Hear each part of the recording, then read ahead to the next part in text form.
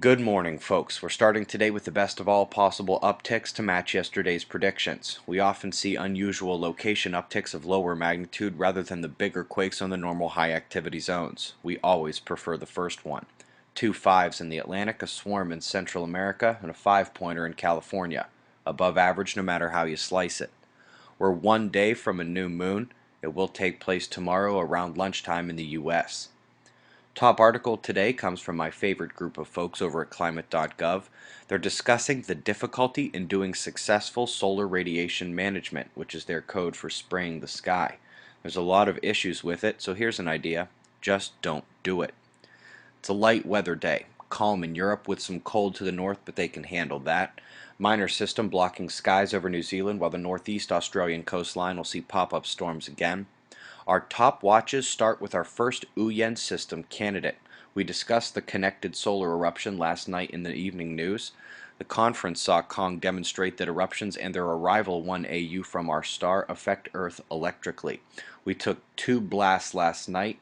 We'll come back to in greater detail, but this morning we do see a strengthening of System 26 into a significant concern. This will end up being named.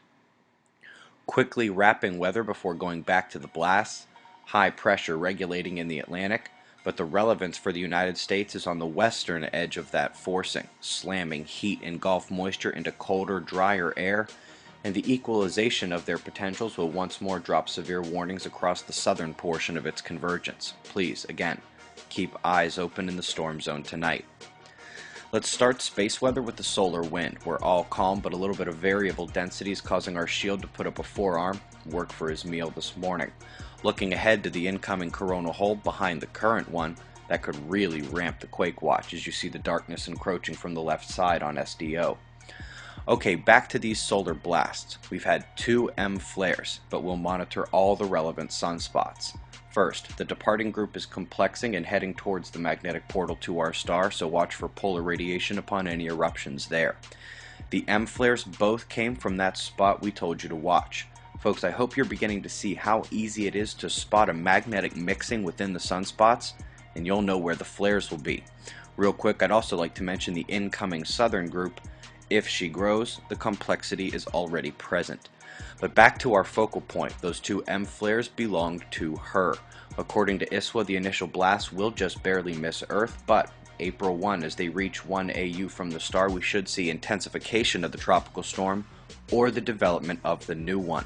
Let's zoom in on this group in 171 angstroms to see the arcs in the corona, the umbral magnetic fields. You see that the top right portion where that magnetic mix was occurring is the violent area. However, when it releases a flare from there, it has genesis at the delta spot and ripples and surges the entire active region. You should be able to clearly see this. When we zoom out, please note that the two M flares on the right are complemented by releasing filaments to the left. Neither of those filaments will be Earth-directed either, but they present together 4 solar eruptions last night, a Uyen system candidate now through the impact 1 AU away from the star, and we will watch for more eruptions. All activity is taking place on the northern side of the sun for now, sharp change than most of last year. Real quick, time running out to show your support for the observatory project.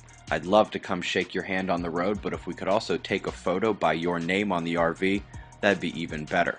A lot of folks are planning to get their website or business name in the name slot, and that's totally fine. We appreciate you guys so much. Thank you. Current conditions, shots of our star to close, eyes open, no fear at 6:25 a.m. Eastern Time, and that's the news. Be safe, everyone.